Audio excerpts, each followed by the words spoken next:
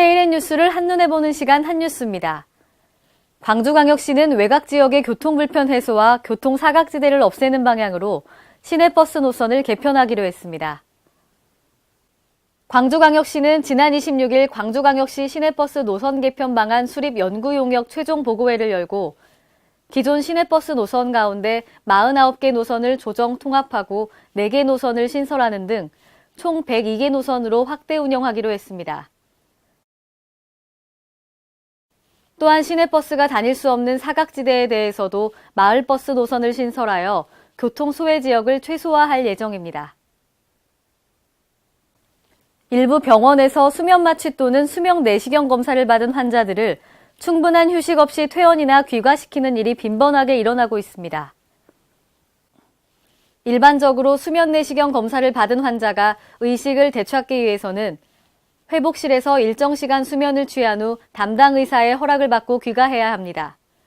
하지만 검사기관에서는 밀려드는 환자들의 병상 회전율을 높이기 위해 환자들의 조기 귀가를 독려하는 상황이 벌어지는 실정입니다. 만약에 의식이 제대로 돌아오지 못한 환자가 병원 밖을 나서게 될 경우 귀가 도중 의식을 잃을 수도 있으며 만약 운전 중일 경우 2차 사고로까지 이어질 수 있습니다.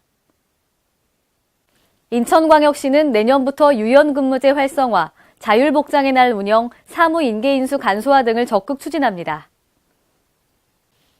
유정복 인천시장은 그동안 공직사회에 만연돼 있는 형식적 관료적인 행태를 탈피하고 일하는 조직, 시민을 위한 생산적인 조직으로 거듭나줄 것을 강조한 바 있습니다.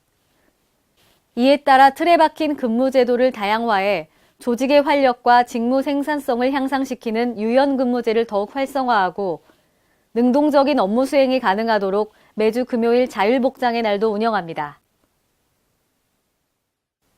제주시가 올해 상하반기 2회에 걸쳐 관내 식품제조 가공업소 125개소를 대상으로 위생관리 등급 평가를 실시했습니다. 이번 평가 결과 2014년에 27%에 불과하던 자율관리업소가 2016년에는 34.4%로 증가하여 위생 수준이 크게 향상된 것으로 나타났습니다. 우수업소가 증가한 이유로는 식품안전관리인 제도를 도입하며 인증 절차를 밟고 있는 업소가 많아졌기 때문이라는 분석입니다. 앞으로 제주시에서는 자율관리업소에 대해서 2년간 출입검사를 면제하고 위생관리시설 개선을 위한 융자 사업을 우선 지원할 예정입니다. 지금까지 한뉴스였습니다.